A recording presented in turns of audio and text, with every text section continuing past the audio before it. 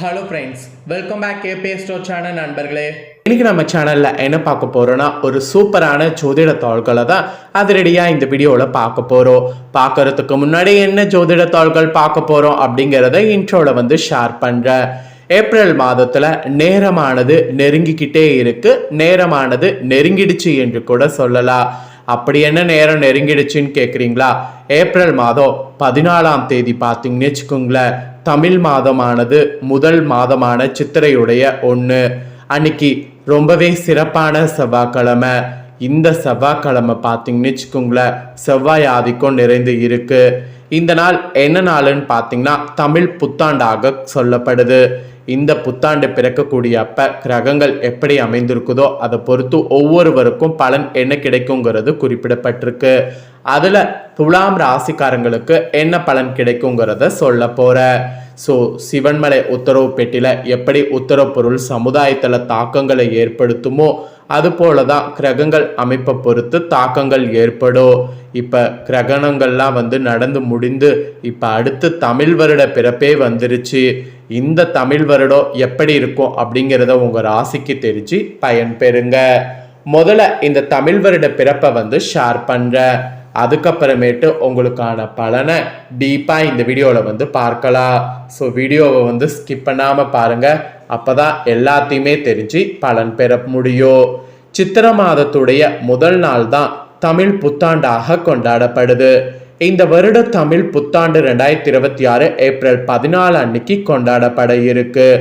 இந்த நாள் தமிழர்கள் பாரம்பரிய புத்தாண்டு நாளாக கொண்டாடப்பட இருக்கு. தமிழ் மரபுகளை பேணி வளர்க்கக்கூடிய நாளாகவும் நமது பண்பாடு வேர்களை வலுப்படுத்தி கொள்ளக்கூடிய நாளாகவும் இந்த நாள் பார்க்கப்படுது.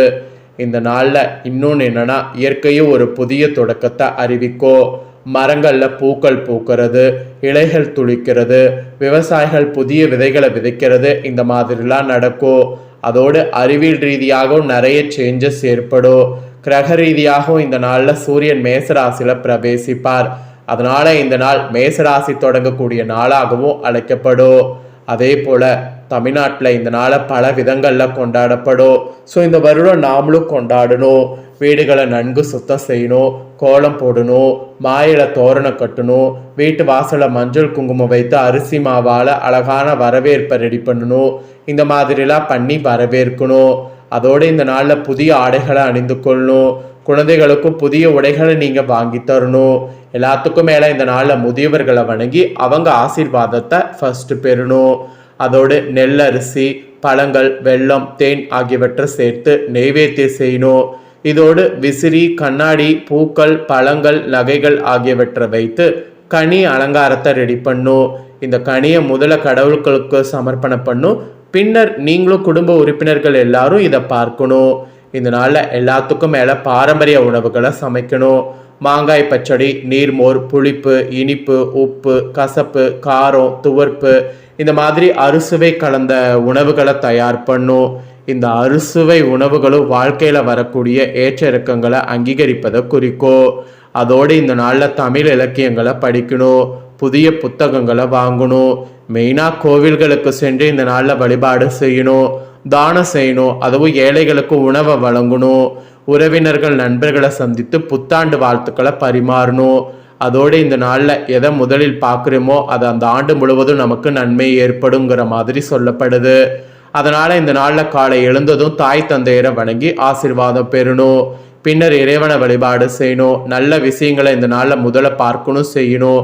இந்த நாளில் புதிய முயற்சிகள் தொடங்குங்க. புதிய வியாபாரம், புதிய வேலை, புதிய வீடு, இந்த மாதிரி புதிய காரியங்களுக்கு இந்த நாள் சிறந்ததாக கருதப்படுது. அந்த நாளில் நீங்கள் இந்த டைம் புதுசாக எது செய்யணுங்கிறது இருந்தாலும் இந்த நாளில் ஸ்டார்ட் பண்ணுங்க. ஸோ இந்த நாளுடைய சிறப்பு, இந்த நாளில் என்ன செய்யணும் அப்படிங்கிறது எல்லாம் இவ்வளோ நேரம் பார்த்தீங்க. இப்போ உங்களுக்கான தமிழ் புத்தாண்டு பலன்கள் என்னங்கிறது கிரக ரீதியாக பார்க்கலாம். துலாம் ராசிக்காரங்க உங்களுக்கான பலனை தெரிஞ்சு இதற்கேற்ப நடந்து பலன் பெறுங்க. நியாயமான துலாம் ராசியினரே, நியாயம் தர்மத்தில் நம்பிக்கை நிறைந்த துலாம் ராசிக்காரங்களுக்கு 2026 தமிழாண்டு நல்ல முன்னேற்ற பல பலன்கள் ஏற்படக்கூடிய ஆண்டாக அமைய இருப்பதாக கிரக ரீதியாக தாள்கள் சொல்லப்படுது. இந்த ஆண்டுல நீங்க எண்ணியது எண்ணாதது எல்லாமே ஈடேறும். உங்களை சாதாரணமாக நினைத்தவர்கள் கூட உங்களுடைய திறமைகளை உணர்வாங்க. அதோடு வாழ்க்கையை நகர்த்துவதில் இருந்த சிரமங்கள் சீராகும். நிம்மதியாக இருப்பீங்க. செல்வாக்குல மற்றவர்களால் மதிக்கக்கூடிய நிலை அடைவீங்க. ஸோ அந்த மாதிரி ஒரு பயங்கர சேஞ்ச் ஓவர் இந்த வருடம் உங்கள் ராசிக்கு ஏற்பட போகுது. உங்கள் ராசிக்கு 3-6 அதிபதியான குரு பகவான் ஆண்டின் துவக்கத்தில் 9ஆம் இடமான பாக்கியஸ்தானத்தில் சஞ்சரிப்பார். அப்புறம் 2-6-2026 முதல் 10ஆம் இடமான தொழில் ஸ்தானத்தில் சஞ்சரிப்பார். அப்போ முன்னேற்றமான மாற்றங்கள் ஏற்படும். இழந்த அனைத்து இன்பங்களையும் மீட்டு பெற போறீங்க. உங்களுடைய கற்பனைகள் கனவுகள் நினைவாகும். இளமையாக பரபாக மாறுவீங்க. அதாவது இளமையாக மாறுவீங்க, சுறுசுறுப்பா செயல்படுவீங்க, பரபரப்பா இருப்பீங்கிறத சொல்ல வர. தூக்கத்துல தூக்கமின்றி தவித்த உங்களுக்கு நிம்மதியான தூக்கமானது வரும். வழக்குகள்லாம் இருந்ததுன்னா அதுல தீர்ப்பு உங்களுக்கு சாதகமாகும். பெண்களுக்கு கூட வேலை பார்க்கக்கூடிய இடத்துல பாதுகாப்பு கூடும். அரசியல் பிரமுகர்களுக்கு தலைமையிட ஆதரவு உண்டாகும். பொருளாதாரத்துல ஏற்றத்தாழ்வு அகலும். வட்டிக்கு வட்டி கட்டிய நிலையெல்லாம் மாறும். வியாபாரத்துல நிலவிய மந்த நிலை நீங்கி தொழில லாபமானது அதிகரிக்கும். சிலருக்கு தாயார் மூலம் திரண்ட சொத்து அல்லது பெரிய அதிர்ஷ்ட தொகை இப்ப கிடைக்கும். அதோடு புதிய சொத்துக்கள் வாங்க ஏற்ற காலம். குலதெய்வம் மற்றும் முன்னோர்கள் நல்லாசிகள் கிடைக்கும். பிள்ளைகளால் பெருமையும் மகிழ்ச்சியும் உண்டாகும். சொத்துக்கள் அழகு ஆடம்பர பொருட்கள்ல சேர்க்கை அதிகரிக்கும். சுப விசேஷங்கள் நடக்கும். மாணவர்களுக்கு கூட கல்வியில இருந்த மந்த நிலை மாறி படிப்புல ஆர்வமானது உண்டாகும். தாயின் உடல்நிலையில நல்ல மாற்றமும் உண்டாகும். ஸோ நல்ல மாற்றம் உண்டாகி நல்ல ஒரு முன்னேற்றம் உண்டாகக்கூடிய ஆண்டாக இந்த ஆண்டு இருக்குன்னு சொன்னா அது மிகையாகாத ஒரு உண்மை. இதோடு உங்க ராசிக்கு 4-5 அதிபதியான சனி பகவான் தமிழ்நாடு முழுவதும் 6ஆம் இடமான ருண ரேக சஸ்திரஸ்தானத்துல சஞ்சரிப்பார். ஸோ நீண்ட நாள் முயற்சிகள் வெற்றி தரும். பணி சுமை அதிகரிக்கும். உத்தியோகத்துல வீண் வாக்குவாதங்களை தவிர்த்து மேல் அதிகாரிகள் சொல்படி நடப்பது முன்னேற்றத்திற்கு உதவும். தொழில சீரான முன்னேற்றம் இருக்கும். ஊர் மாற்றம் நாடு மாற்றம் வரலாம். தம்பதிகள் ஒருவருக்கொருவர் விட்டு கொடுத்து செல்வதால் தேவையற்ற பிரச்சனைகளை தவிர்க்கலாம். திருமணம்லாம் உங்களுக்கு வாய்ப்பு சூப்பரா கூடி வரும். சிலருக்கு மறு விவாகம் கூட நடக்கும். அரசியல் பிரமுகர்களுடைய பொறுப்புகள் கூடும். மாணவர்கள் அக்கறையோடு படிப்பாங்க. உடன் பிறந்த சகோதர சகோதரிகளுடைய சுப விசேஷங்கள் நடக்கும். தொலைந்து கைவிட்டு போன பொருட்கள் கிடைக்கும். அதிக வேலை பளுவால் உரிய நேரத்துல சாப்பிட முடியாம அல்சர் போன்ற உடல் உபதைகள் வரலாம். அதனால ஆரோக்கியத்துல கவனம் தேவை. 6ல் சனி பகவான் கடன் சார்ந்த பிரச்சனைகளை தீர்த்து வைப்பார். எனினும் எல்லா விஷயத்தையும் பொறுப்போடு பொறுமையாக கையாள வேண்டும். பண கொடுக்கல் வாங்கல் விஷயங்கள்ல யாரையும் முழுமையாக நம்ப வேண்டாம். ஸோ மீறி ஏதாவது பண்ணிங்கன்னா அதில் உங்களுக்கு நஷ்டம் ஏற்படும். இதை தொடர்ந்து தற்போது கோச்சாரத்தில் துலாம் ராசிக்கு 5ஆவது இடத்துல ராகுவும் 11ஆம் இடமான லாபஸ்தானத்தில் கேதுவும் சஞ்சரிக்கிறார்.